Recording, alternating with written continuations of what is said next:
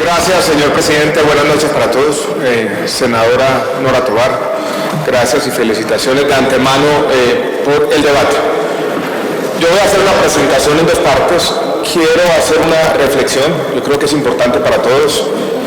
Se ha señalado varias veces la importancia de este debate para las familias colombianas, y yo quiero primero hacer una presentación sobre los hechos, cuál es la dimensión del problema que estamos hablando, cómo ha evolucionado en los últimos años, y cuáles son, si se quiere, las conexiones que existen con algunos de los hechos que se han mencionado aquí, tratando de resumir de manera rápida lo que dice la literatura científica sobre el tema.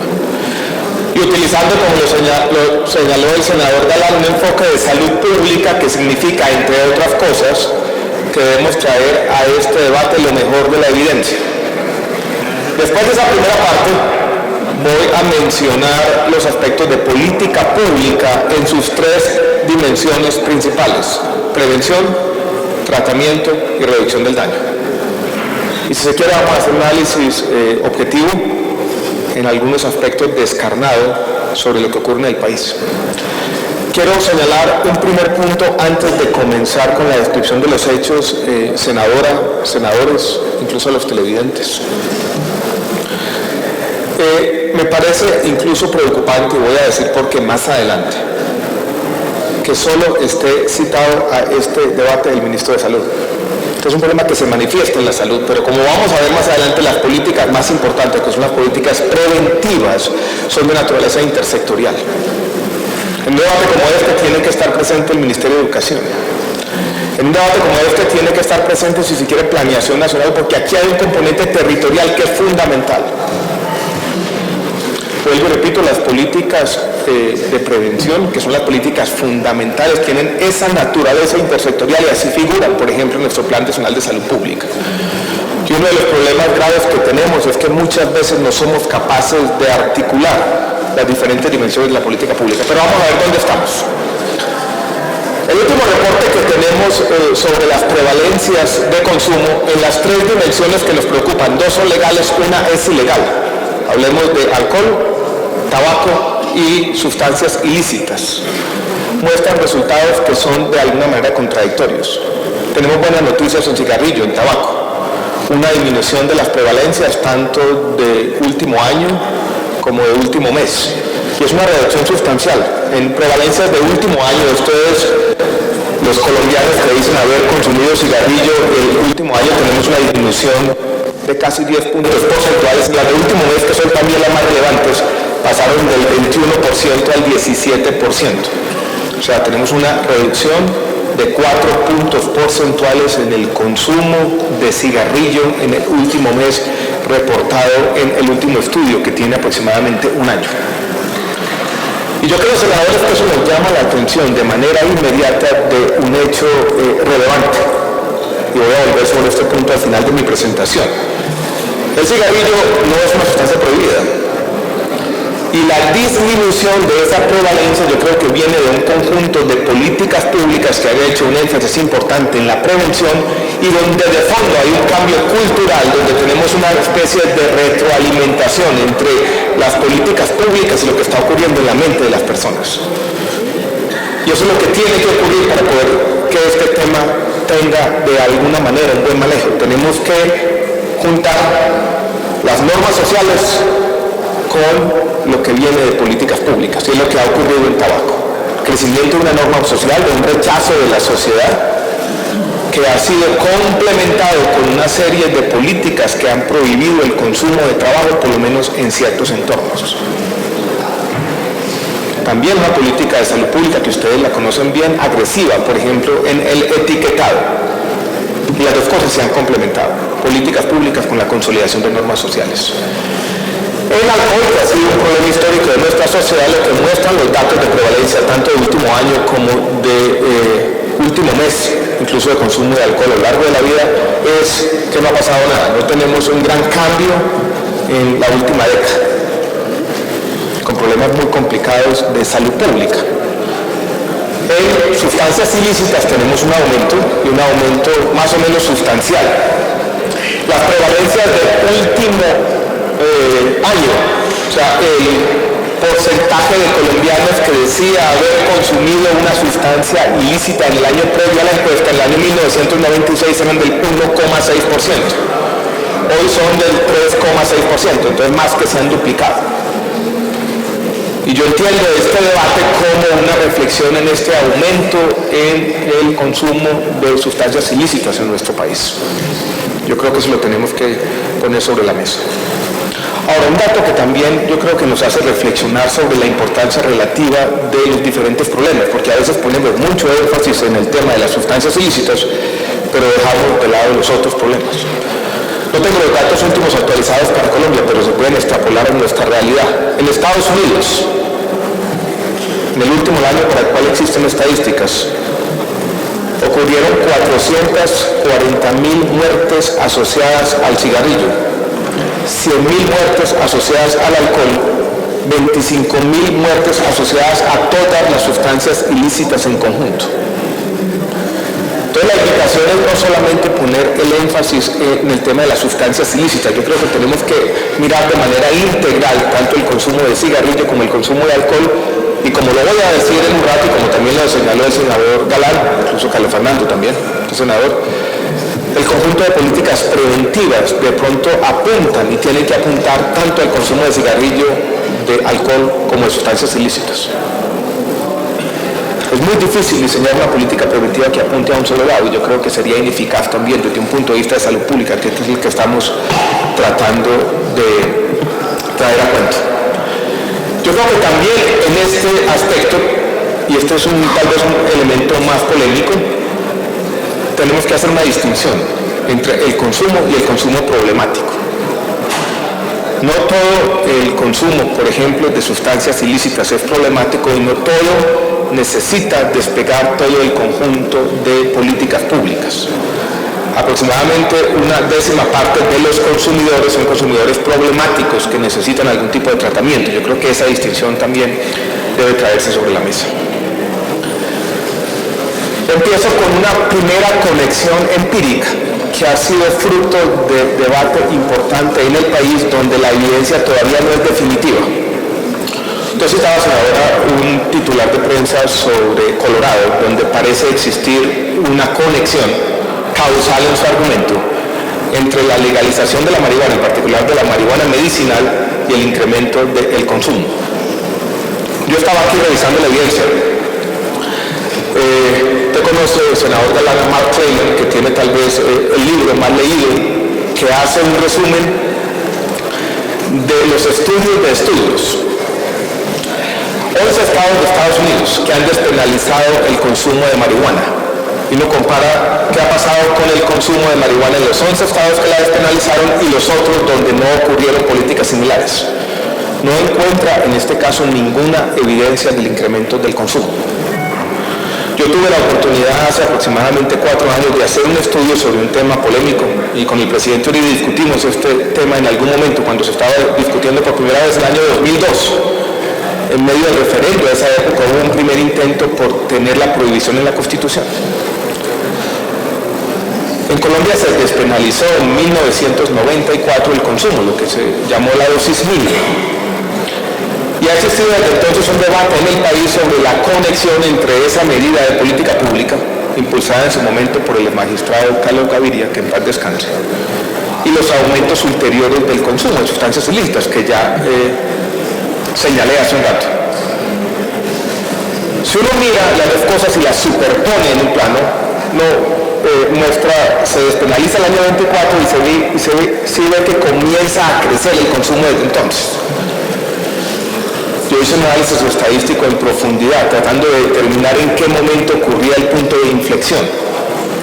Y lo que muestra ese estudio, que como todo no es definitivo, es que parece haber ocurrido antes.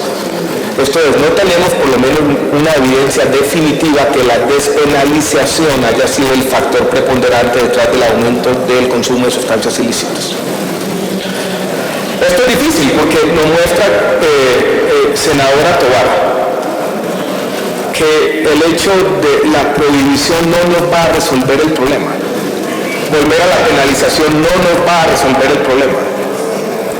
Acabar de una vez por todas y para siempre con el debate de la marihuana medicinal no nos va a resolver el problema. Yo creo que este es un problema de naturaleza más profunda.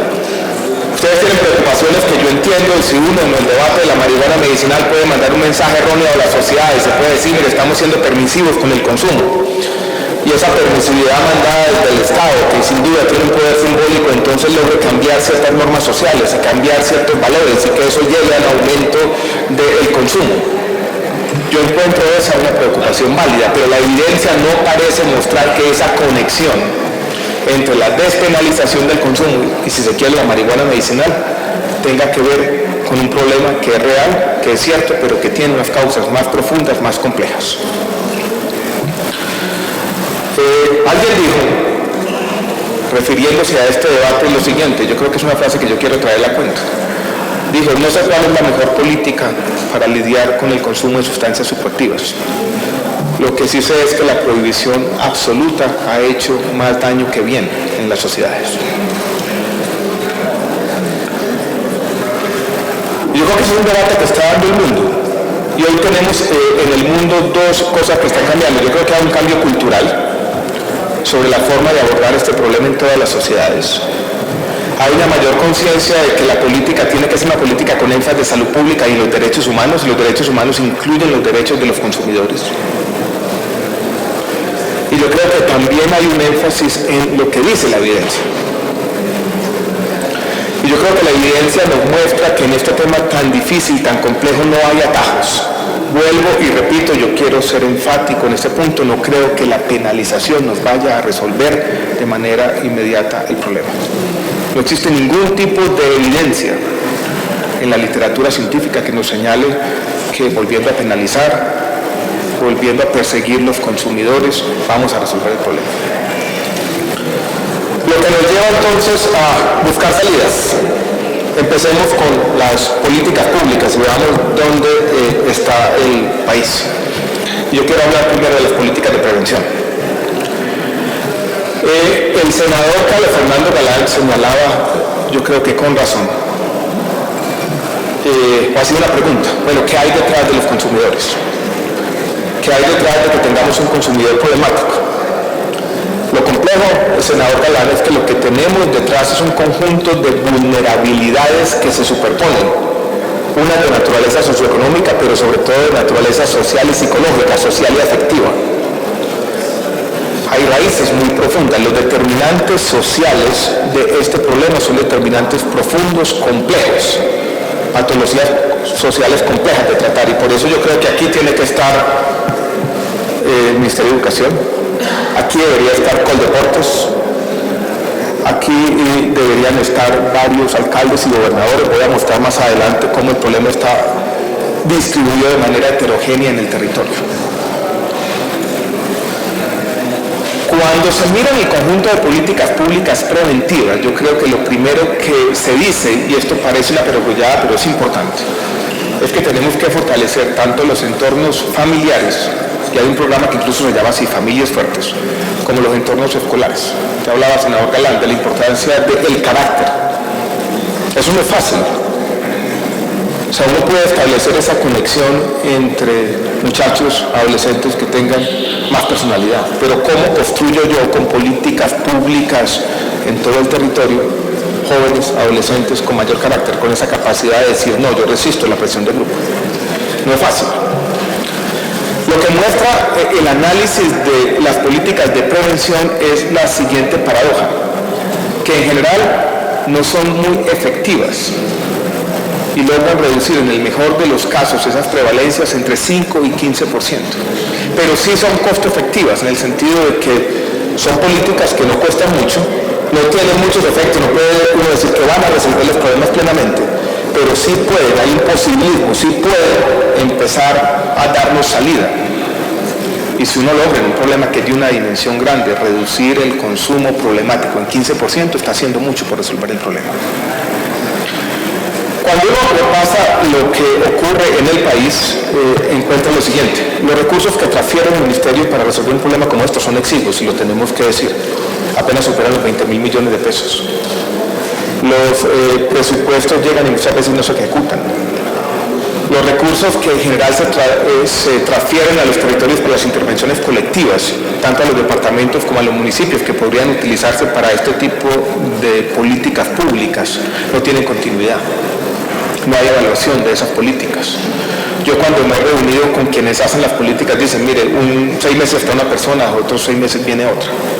Entonces usted tiene razón, senador, aquí en las políticas de prevención nos falta continuidad. El ámbito de aplicación de esas políticas es en el territorio, senador Ospina. Yo creo que necesitamos desde el Ministerio de Salud y de los otros ministerios tener una política coherente, bien diseñada.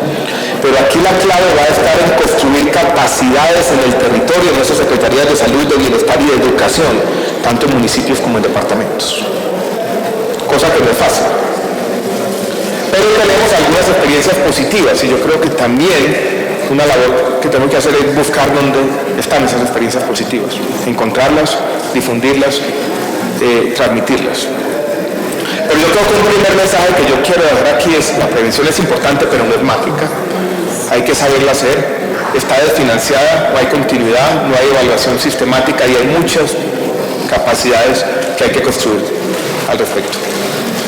Sus reclamos, senador, sobre la falta de reglamentación de esa ley, yo creo que son reclamos en eso. Pero tenemos que ser conscientes de que una ley que plantea objetivos generales no nos va a construir las capacidades de manera inmediata. Y en prevención es un tema de construcción de capacidades territoriales. Voy a mostrar que en tratamiento el desafío sí es otro y es donde el Ministerio sí tiene mucho más que hacer y donde nosotros tenemos que rendir más cuentas y donde hemos hecho algo, pero todavía tenemos que hacer un poco más. Porque no es un tema fácil todavía el tratamiento. También quisiera insistir en el mensaje, la tercera vez que lo digo. Prevención es una tarea de todos, porque nos pasa muchas veces en el Ministerio con los determinantes sociales. El Ministerio de Salud recibe los problemas, pero no necesariamente los crea. ¿Qué se ha hecho en tratamiento? Colombia afortunadamente tiene un sistema de salud que tiene cobertura universal. Muchos de los tratamientos están incluidos en el POS, puede haber problemas aquí y allá. Pero yo quiero que tengamos plena claridad sobre qué es lo que está incluido y qué es lo que no está incluido y dónde podemos tener problemas más graves y dónde no. Uno puede, en los temas de tratamiento, identificar aquí dos tipos de desafíos. El primero y el más complejo son los pacientes que tienen un problema crónico. Hay una persona que tiene consumo problemático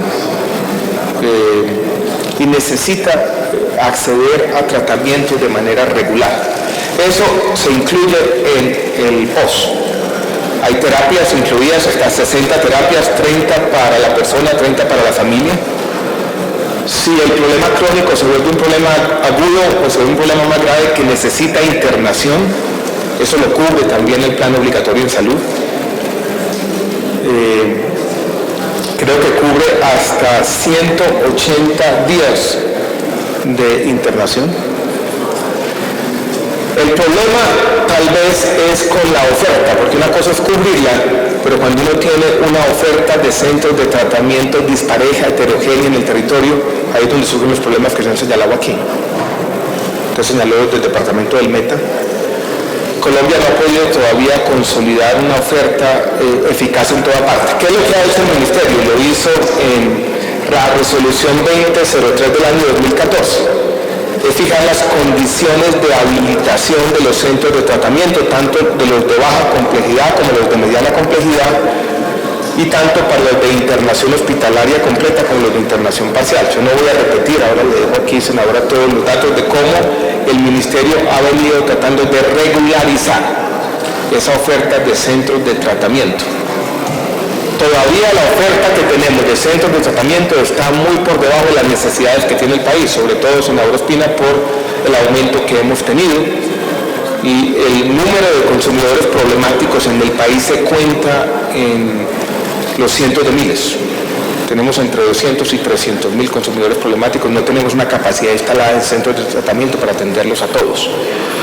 Como aquí había surgido un gran desorden, y teníamos cada exadicto ponía un centro de tratamiento sin tener ningún tipo de conocimiento, sin evaluarse la política pública. Esto es un primer esfuerzo por ordenar esos centros de tratamiento. ¿Dónde debe existir un psiquiatra? ¿Dónde debe haber psicólogos? ¿Y cuáles son las características que deben cumplir? Alguien podría decir, bueno, ese cubrimiento del pozo es un cubrimiento simplemente nominal. Los datos parecen mostrar otra cosa. El número de atenciones en salud para usuarios problemáticos de sustancias psicoactivas, número de atenciones, pasó de 66.000 atenciones en el año 2010 a 125.000 atenciones en el año 2013, o sea que las atenciones han venido creciendo. Y yo creo que ese crecimiento también tiene que ver con los aumentos de cobertura, la igualación de los planes de beneficio y el mayor acceso a nuestro sistema de salud a pesar de los problemas. Entonces tenemos, en todo caso, un crecimiento importante del número de atenciones. El cubrimiento del POS y la nueva habilitación de los centros de tratamiento, más esfuerzos que tienen que hacerse en el territorio del fortalecimiento de esa oferta, yo creo que nos va a llevar a tener, por lo menos en esa dimensión, alguna política que funcione. Pero también hay fallas. Y en muchas regiones tenemos una oferta que no es la adecuada, y cuando usted no tiene oferta en el territorio y tiene el cubrimiento se convierte simplemente en una ficción, eso tenemos que decirlo así. Dentro del conjunto de políticas públicas está la prevención, está el tratamiento y hay otro conjunto más complejo que tiene que ver con la reducción del daño, donde Colombia ha comenzado a experimentar en dos dimensiones que siguen siendo polémicas a nivel global. Una tiene que ver con el intercambio de metadona para sobre todo consumidores problemáticos de heroína, que se hace en algunas regiones, en hospitales psiquiátricos de manera controlada, y las evaluaciones que tenemos, que son todavía incipientes, muestran que funciona. Otro tiene que ver con para consumidores de inyectables que están en riesgo sobre todo de contagio de VIH-Sida, porque hay una prevalencia muy alta de VIH-Sida entre los consumidores de inyectables. Hay también en algunas partes Cúcutas, entre una de ellas la disposición de jeringas, todavía sin muchas evaluaciones.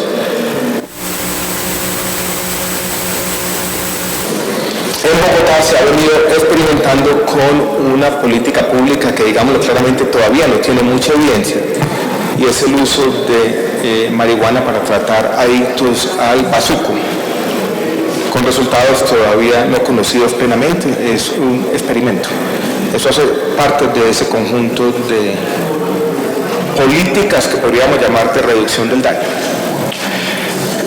Si uno tiene ese conjunto de políticas, yo creo que ahora comienza entonces a ordenar el debate, es decir, tenemos que trabajar en prevención de esta manera intersectorial, tenemos que fortalecer la oferta de centros de tratamiento, tenemos que consolidar que lo que está en el POS efectivamente se cumpla, y tenemos que hacer un esfuerzo para que las políticas de reducción del daño, que van a ser puntuales y específicas, estén guiadas por la evidencia y no por caprichos de cualquiera. Yo quiero decir dos cosas ya para terminar, haciendo alusión a dos puntos que hizo la senadora al final, con todo respeto. Yo creo que el debate de la marihuana medicinal es un debate distinto, es un debate de naturaleza médica. Yo creo que tenemos que tener en cuenta que hay un cambio en el mundo, el acervo de conocimiento sobre las propiedades medicinales de la marihuana en algunos aspectos puntuales. El senador Galán ha traído aquí eso a cuento, en los temas de insomnio, en los temas de agitación para enfermedades para los pacientes de demencia, en algunos temas puntuales como epilepsia refractaria en el caso de los niños, en los temas de náuseas y falta de apetito. Hay por lo menos una evidencia que está creciendo, que tenemos que prestarle atención, y hay un debate global que yo creo que vale la pena enfrentar de manera seria, con conocimiento de la evidencia. Yo no creo que el debate de la marihuana medicinal sea el debate que nos está contaminando y que nos está llevando a estas mayores prevalencias en el consumo de sustancias psicoactivas. Es un debate distinto, de naturaleza científica y médica, donde en todo el mundo tarde o temprano va a haber una regularización de esas sustancias con ese fin específico, médico y científico. Ese debate dejo ahí porque lo volveremos a dar en los próximos días. Y lo otro también es un debate que me parece que es de naturaleza distinta, porque aquí estamos hablando de consumo, no de producción. Es el debate que tiene que ver con el aumento de los cultivos ilícitos. El conjunto de políticas públicas para controlar la oferta es completamente distinto, y yo creo que ese es un debate de otra naturaleza, que lo que estamos hablando aquí es de consumo. Claro que al gobierno le preocupa el aumento de los cultivos ilícitos, pero ese es un debate que atañe a un conjunto de políticas de desarrollo alternativo, a un conjunto de políticas represivas, donde la evidencia también creo que debe estar presente. Pero yo creo que esa diferenciación casi del libro de texto entre oferta y demanda, entre una cosa es la producción y el control de la producción, y otra cosa es el debate sobre el consumo. Otra cosa ha sido nuestro papel ya muy largo, preocupante, que transformó nuestra sociedad, desde que Colombia en el año 1978 se convierte en el primer país exportador de cocaína. Lo que eso ha implicado como sociedad, lo que eso sigue siendo para todos nosotros un desafío como Estado, como sociedad y como gobierno. Este es un debate distinto, de otro tipo de naturaleza, que vuelvo y repito, yo quiero mantenerlo circunscrito a la esfera de la salud pública, que significa miremos la evidencia y trabajemos juntos. Yo quiero terminar con su anuencia, señor presidente. Gracias por darme un poco más de tiempo. Gracias, senadora, por citar el debate.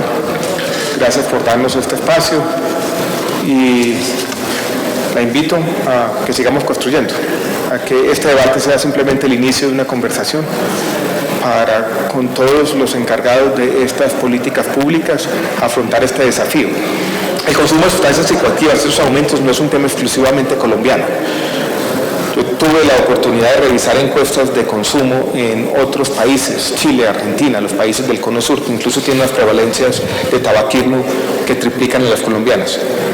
Allí también ha crecido y tiene unas prevalencias que son el doble, y muchas veces un poco más que las nuestras. Este es un tema de desarrollo para los países emergentes, donde, vuelvo y repito, tener en cuenta la evidencia es fundamental. Muchas gracias.